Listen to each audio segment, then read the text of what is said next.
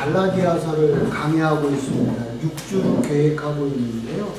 여러분들이 갈라디아서 강의하는 중에 꼭 두 가지를 기억했으면 좋겠습니다. 첫째는요, 지난주 설교였습니다.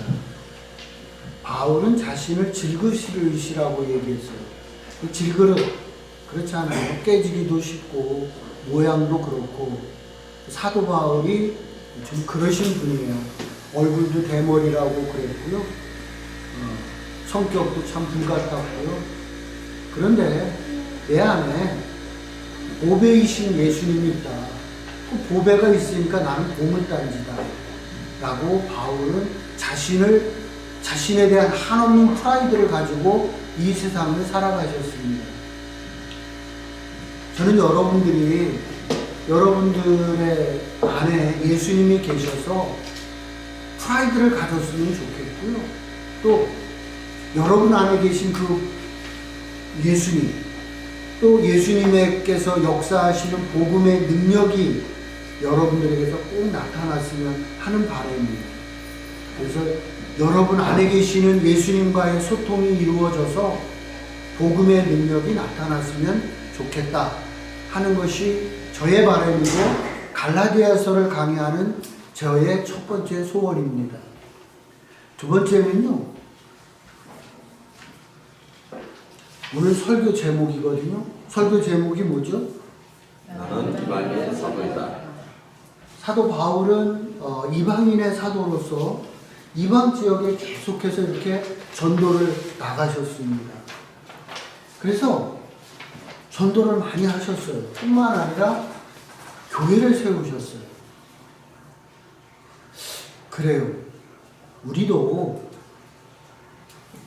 교회를 세우는 거는 좀 어려워도 한 명 정도는 전도했으면 하는 바람입니다.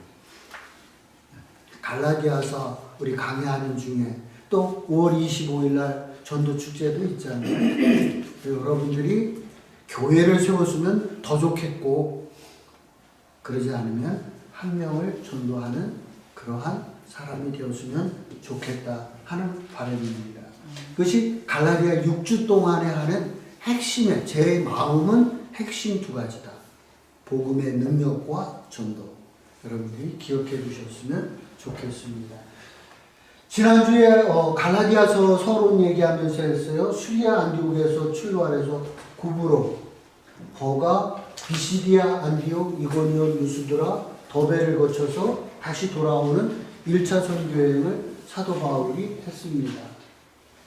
바울은 이렇게 1차 선교만 한 것이 아니라 2차에는 이렇게 해가지고 갔다가 옵니다.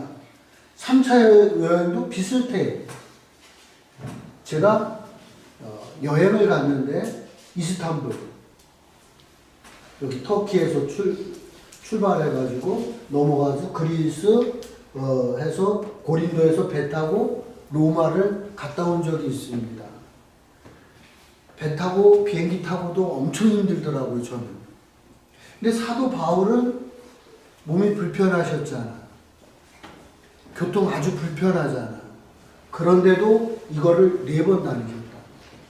대단하신 거예요. 보통 열정이 아니면 어려운 거예요, 제가. 그렇게 해서 교회를 세웠고 전도를 했습니다.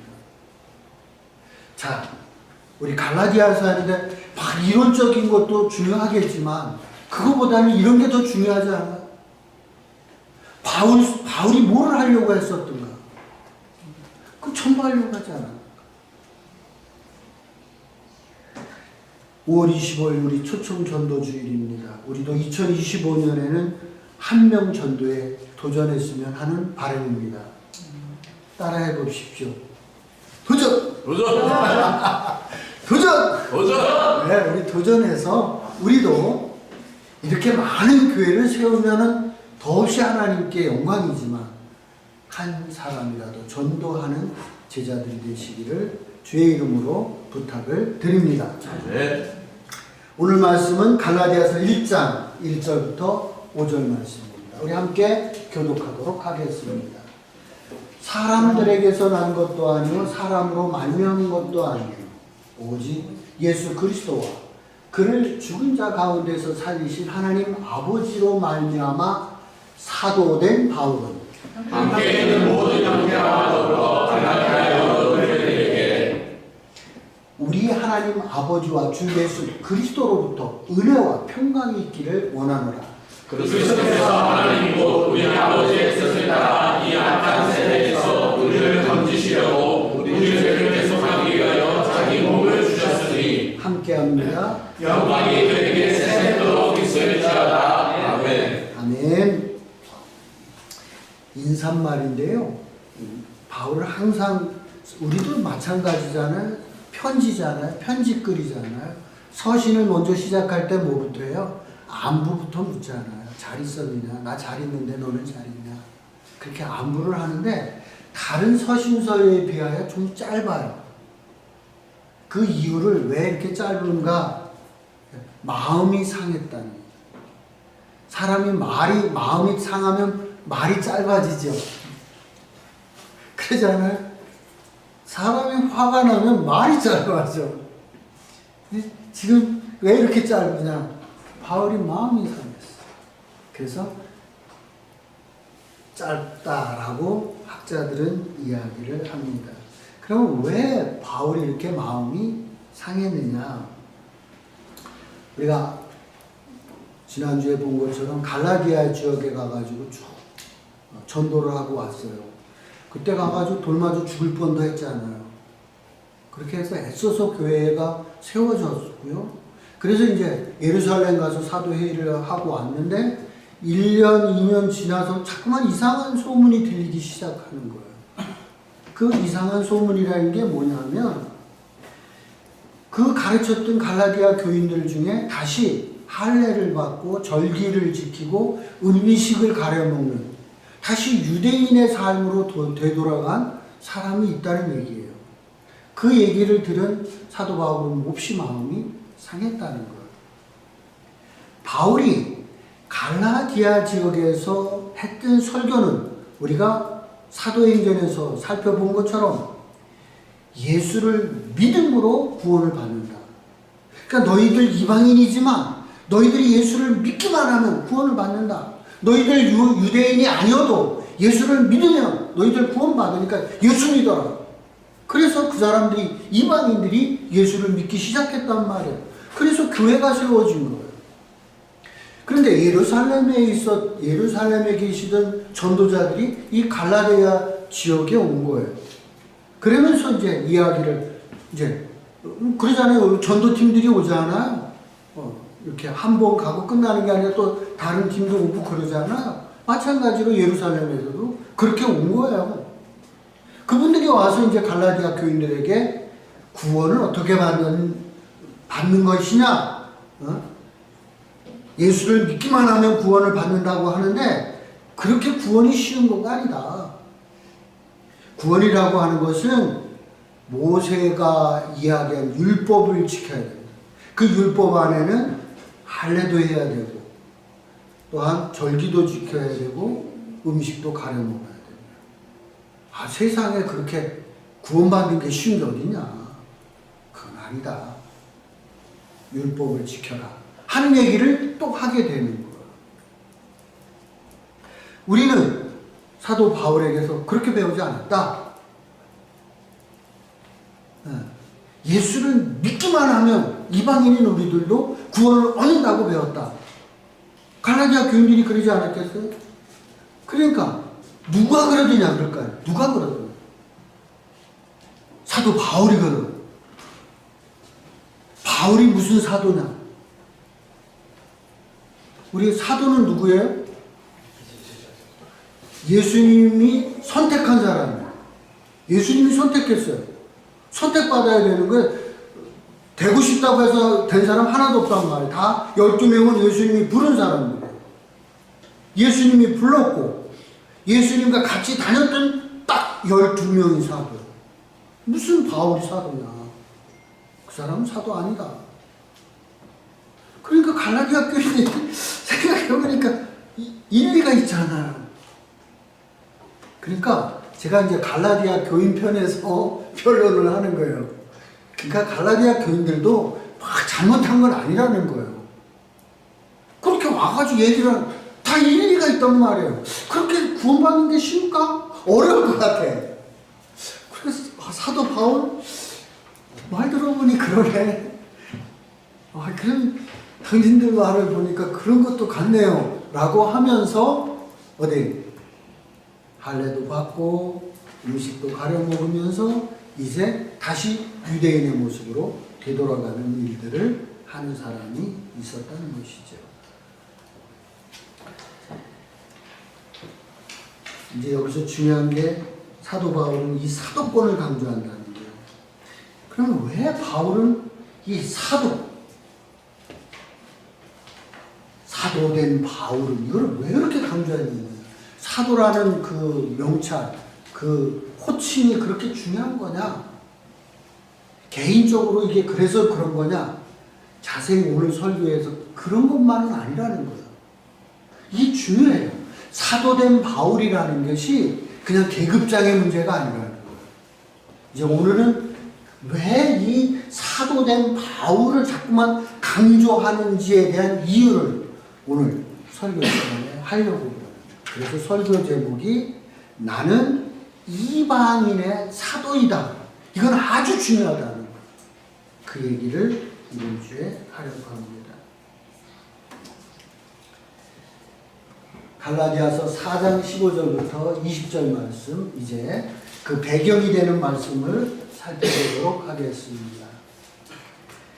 너희의 복이 지금 어디 있느냐? 내가 너희에게 증언하노니 너희가 할 수만 있었더라면 너희의 눈이라도 빼어 나에게 주었으리라.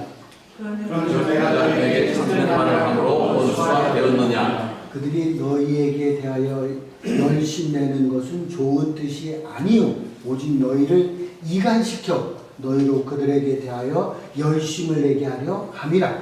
좋은 일에 대하여 열심으로 사망을 받는 내가 너희를 위하여 수 아니나 언제든지 좋으리라. 나의 자녀들아 너희 속에 그리스도의 형상을 이루기까지 다시 너희를 위하여 해산하는 수고를 하노니 내가 이제라도 너희와 함께 있어 내 언성을 높이려 하면 너희에게 하여 도움이 있으리라. 지금 과거에 전도를 할 때 사도 바울이 눈이 아파서 아파했잖아요. 그러니까 교인들이 안쓰러워했던 거예요, 바울을. 그래서 눈이라도 빼어줄 만큼 그들이 사도 바울을 사랑했었어요. 근데 지금은 뭐가 돼버렸어요? 지금은 원수 관계가 돼버렸어요. 그러니까 사도 바울은 마음이 많이 상하죠. 과거에는 막 죽기 살기 없으면 그런 좋아 죽는 관계였단 말이에요. 근데 지금은 사도 바울 아니 당신 그냥 사도도 아닌데 이렇게 돼버리는 거예요. 완전 무시를 당하는 모습이 돼버린 거예요. 그래서 사도 바울은 속이 많이 상했다는 거예요. 니들이 나에게 이럴 수가 어떻게 너희가 이런 마음이 막 바울 속에는 일어나는 거예요.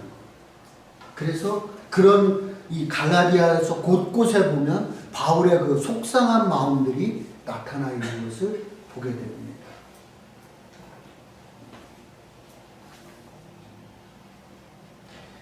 20절이요. 내가 이제라도 너희와 함께해서 내 언성을 높이려 하면 너희에 대해 의욕이 있습니다. 사람은 누구나 그냥 좋은 게 좋은 거예요. 싸우고 싶은 사람이 어디 있어요? 바울 성격적으로 불같다르지만 아무리 불같은 사람도 싸움닭이 되고 싶은 마음은 없잖아요. 근데 바울은 아니라는 거예요. 나는 지금 언성을 높여서도 이거는 바로잡아야 할 일이 너희하고 있다는 거예요. 두 가지를 바로잡는 거예요. 이 갈라디아서에는 바울이 두 가지에 대해서 강조를 해요. 첫 번째는 사도권이에요. 두 번째는 이신칭, 믿음으로 말미암아 구원을 얻는다. 이거는 양보할 수 없다는 거예요. 여러분들이 살아가면서 양보할 수 없는 게 있잖아요. 몇 가지씩, 한두 가지씩. 이거는 니들이 이런 걸 건드리는 것은 내 인격을 건드리는 거야. 그런 거 있잖아. 내 자존심을 건드리는 거. 그런 거 있잖아. 바울이 다른 거는 용납해도 결코 두 가지는 용납해 줄 수 없는 것 두 가지가 있다. 하나는 사도권, 하나는 이신칭. 이것만큼은 내가 언성을 높여서라도 너희들에게 말을 하겠다라고 바울이 얘기해요. 아주 사도권에 대해서 바울이 화가 많이 났다는 거예요. 그럼 왜 이렇게 정말 화가 났는지를 살펴볼 필요가 있겠죠?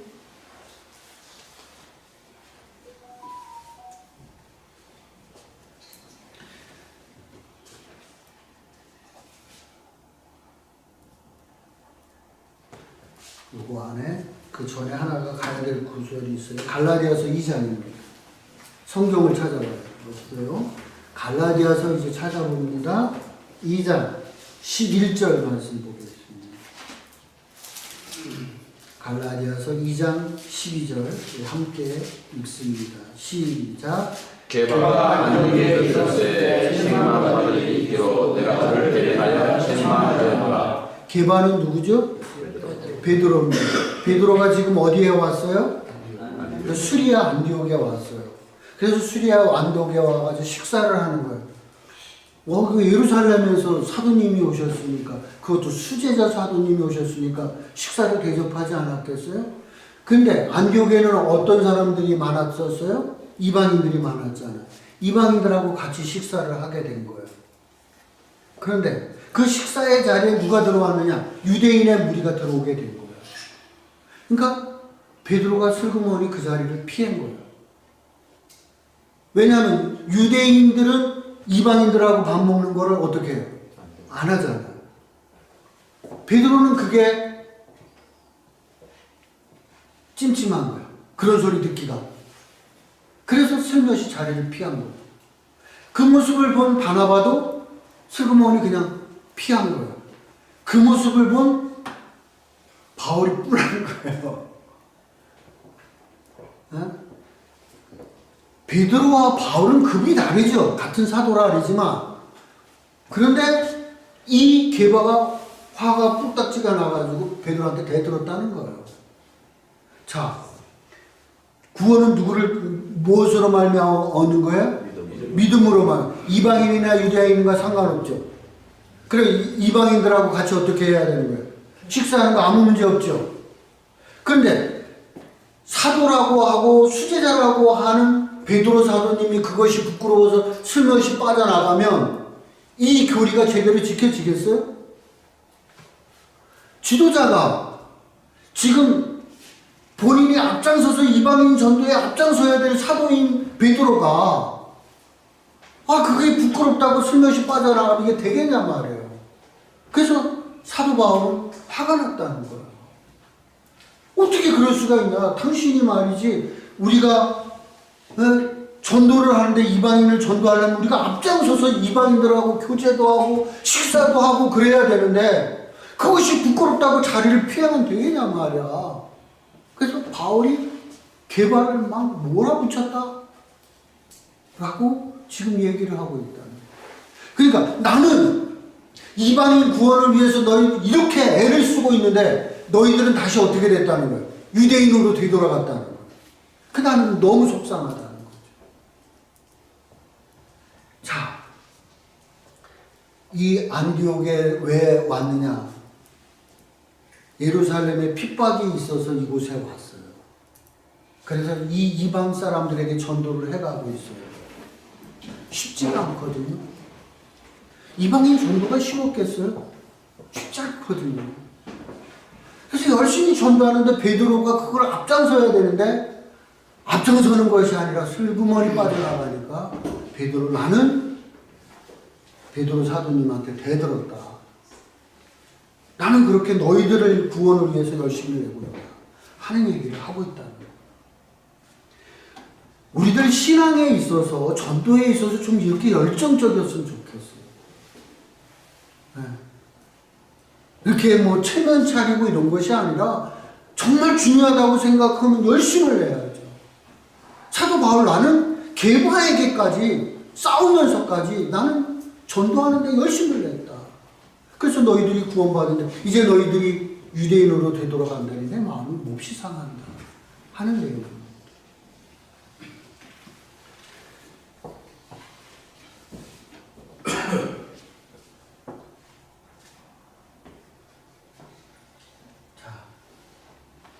그러면 이제 베드로가 마지막에 바울에 대해서 어떻게 그렇게 대들은 까불는 베드로에 대해서 바울에 대해서 베드로는 어떻게 평가했는지 베드로후서 3장 14절로부터 18절에 있는 말씀 교독하면서 베드로가 바울을 어떻게 평가했는지를 살펴보도록 하겠습니다. 그러므로 사랑하는 자들아 너희가 이것을 바라보나니 주 앞에서 점도 없고 흠도 없이 평강 가운데서 나타내기를 힘쓰라. 또 우리 주의 오래 참으심이 구원이 될 줄로 여기라. 우리가 사랑하는 주 바울도 그 받은 제대로 너에게 이같이 썼고 또 그 모든 편지에도 이런 일에 관하여 말하였으되 그 중에 알기 어려운 것이 더러 있으니 무식한 자들과 굳세지 못한 자들이 다른 성경과 같이 그것도 억지로 풀다가 스스로 멸망에 이르느니라. 그러므로 사랑하는 자들아 너희가 진실을 알았은즉 구원받을 유혹에 이끌려 너희가 굳세돼서 떨어질까 삼가라. 함께합니다. 오직 우리 주 구주 예수 그리스도의 은혜와 그를 아는 지식을 자라라. 영광이 이제와 영원한 날까지 그에게 있으시어다. 아멘. 자, 15절 보겠습니다. 우리 주의 오래 참으심이 구원이 될 줄을 여기라. 우리가 사랑하는 형제 바울에 대해서 언급하고 있어요. 그 받은 지혜대로 너희에게 이같이 썼다. 바울 서신을 얘기하는 거예요. 베드로 사도님이 바울이 너희들에게 글을 써서 보내지 않았느냐. 글을 쓴 게 있지 않느냐.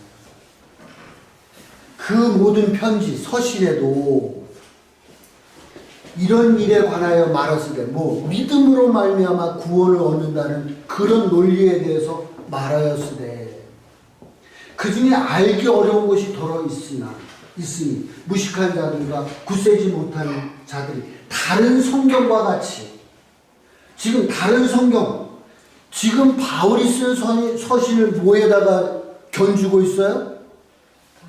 성경에다가 견주고 있어요.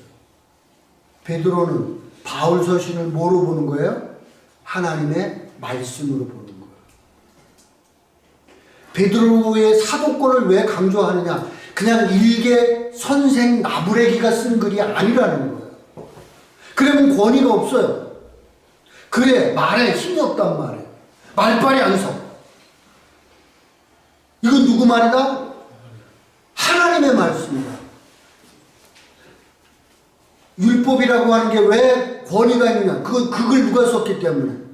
모세가 썼기 때문에. 지금 바울이 쓴 글, 이건 누구의 말씀이다? 하나님의 말씀. 누구냐? 그 하나님의 말씀을 쓴 바울은 사도다. 이게 선생이 나부레기가 쓴 글이 아니라는 거야. 사도다. 사도가 하나님의 말씀을 쓴 것이다. 베드로가 인정해 주는 거야. 그래서 바울이 사도권에 대해서 강조하는 거야. 그냥 일개 선생의 말이라면 그렇게 권위가 없단 말이야. 그냥 편지에 불과해. 그러나 선생이 아니라는 거야. 사도라는 거야.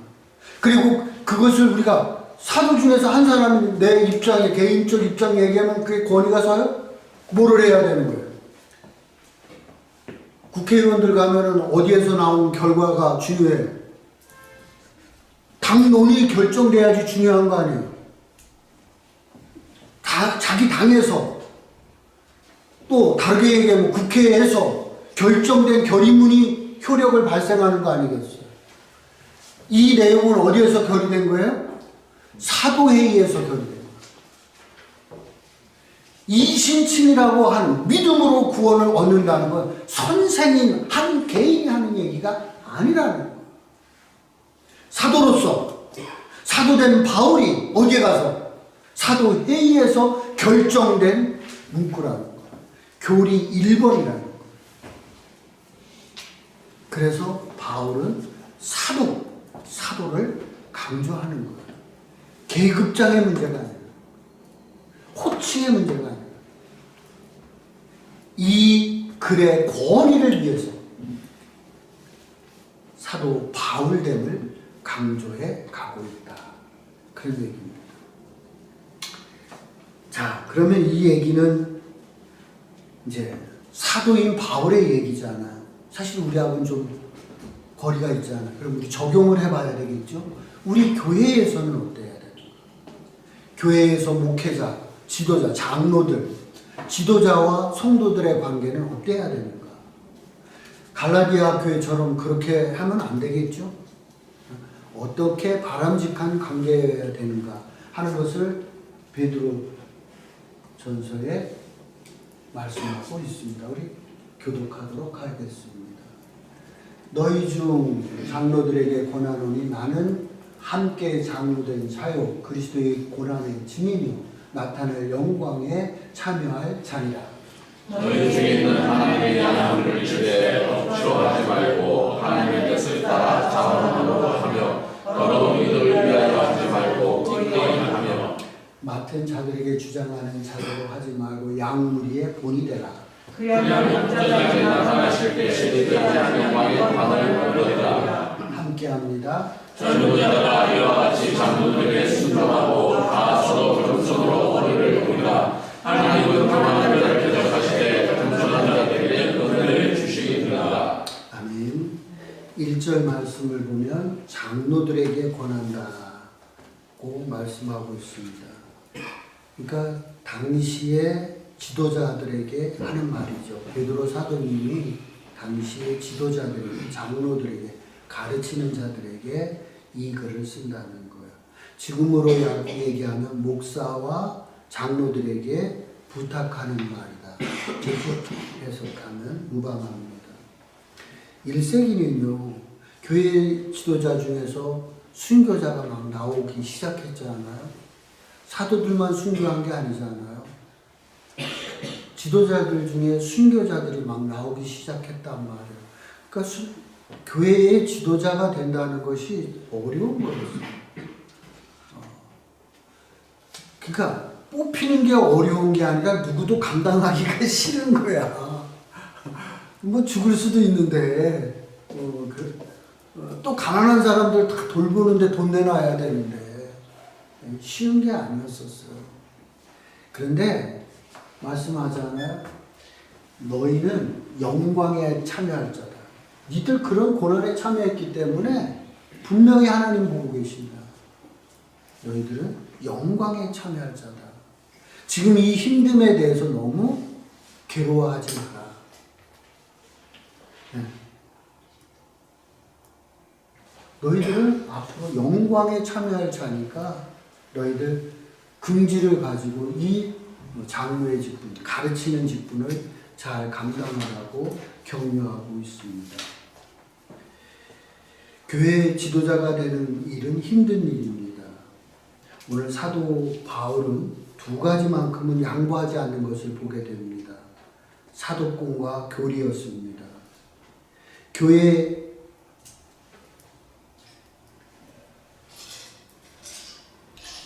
이 지도자가 되어서 뭐를 해나가려면 참 이게 쉽지가 않은 건데요.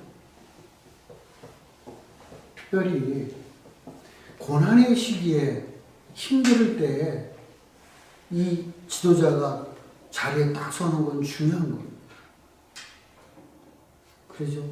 지금 초대교회도 어려운 지경에 있잖아. 사도들이 다 목숨을 걸고 내놨잖아. 다 순교했잖아. 그러니까 교회가 딱 쓴 거예요. 만약에 그 사도들 중에 자기가 더 살려고 하고 도망가고 피해가고 그러면 교회가 제대로 섰겠어요? 그렇지 않거든요. 어려울 때일수록 지도자가 쓰는 거예요. 예수님의 12명의 제자들 모두 순교자의 길을 간 거야. 그게 중요한 거예요. 성경에 없는 제자들이 많이 나와요. 그러면 그 사도들은 별로네? 목숨을 내놨는데 뭐가 별로예요? 자기들의 목숨을 내놨는데. 그래서 지금 교회가 이렇게 쓸 수 있는 거지. 그냥 섰겠냐 말이야. 그러니까 교회가 어떤 상태에서든지 중요한 거는 지도자가 중요한 거고 특별히 어려울 때는 더욱 지도자가 중요하다. 고난이 오게 되는데 견뎌내라. 너에게 영광이 있을 것이다. 그거에 대한 소망을 품고 견뎌내라고 당부하고 있습니다. 3절에 있는 말씀. 양무리의 본이 되라.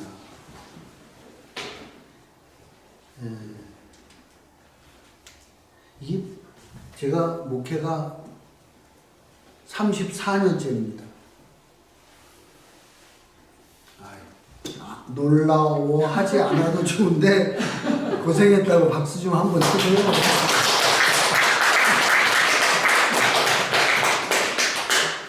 이 34년 하는 것도 쉽지 않아요. 네? 34년 하기 쉽지 않은데 34년을 버티는 것보다 더 어려운 거는 본이 되는 거예요. 본이 되는 거예요. 그게 진짜 어려운 거예요.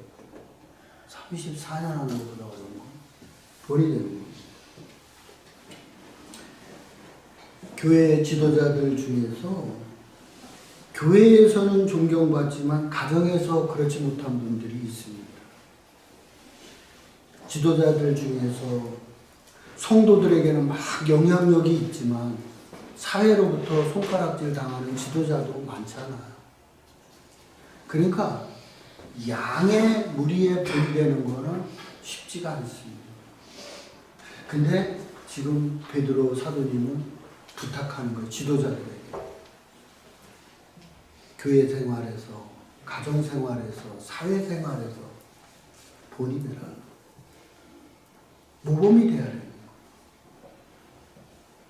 마지막으로 젊은 사람들에게 부탁하고 있습니다. 젊은 자들아 이와 같이 장로들에게 순종하고 서로 겸손으로 허리를 동이라. 어른들에게 순종하고 서로 간에는 허리를 겸손해서 서로 위해주는 사람이 되라고 젊은 사람들에게도 당부하고 있습니다. 우리 교회 청년들은 제가 보니까 예의가 바릅니다. 유교 기독교인들입니다. 예의가 바르요. 그리고 약한 사람들에게 아주 친절합니다. 힘들어도 약한 사람들을 어떻게든 도우려고 하는 많은 모습들을 보게 됩니다. 좋은 청년들이 있어서 감사를 드리고요. 우리 교회도 우리 청년들이 뭘 부탁하면 들어주려고 그래요. 그래서 아마 우리 청년들이 우리 재직회에 이런 것 좀 해주세요 그랬는데 거부한 거는 내 기억으로는 없는 거예요. 나도 안 그랬고 우리 재직들도 우리 청년들을 길을 살리려고 하면 했지 기 꺾는 일을 하지 않았던 것 같아요. 자, 우리 가정처럼 우리의 청년들을 위해서 우리 어른들도 배려하고 존중해주고 있어요. 그러면 우리 청년들도 어떻게 어른들에 대해서 존중하고 존경하는 게 필요하겠죠. 우리 청년들만 답해보세요. 10계명 중에 5계명이 무엇이죠? 부모를 공경하라. 그 부모가 젊었을 때만 공경하라는 뜻일까요? 네, 젊었을 때는 공경 안 해도 부모님들 잘 살아요. 부모님이 힘없고 늙어도 공경하라는 거예요. 부모들이. 근데 요즘 우리 교회 아닌 청년들을 보면 부모를 공경하는 게 아니라 부모를 공격하고 있어요. 네, 그러지 않았으면 좋겠어요. 분명히 성경은 부모를 공경하라 그랬지 부모를 공격하라고 되어 있지 않습니다. 부모가 마음에 안 들거든. 그런 게 많지. 나이가 들으면 더 그렇습니다. 부모님들이 나이가 더 들어가면 더 그런 일이 많아요. 그 나이 들었다고 공격하면 안 돼. 그래도 공경하는. 그러니까 우리 신앙생활에서 교회에서도 마찬가지죠. 어른들이 하는 게 다 100% 맞는다고는 보지 않아요. 그러나 여러분들에 대해서 끝없이 응원해주고 있어요. 그러기에 여러분들이 혹 우리 재직회에서 결정되는 것이 마음에 안 들어도 공경하는 그 마음을 잃지 않았으면 좋겠습니다. 그래야 교회가 교회 같은 거예요. 막 좋은 교회가 아니라 이거 평범한 교회 그런 거예요. 저는 우리 교회가 이렇듯 부모와 자식처럼 어른과 청년들이 서로 소통하고 서로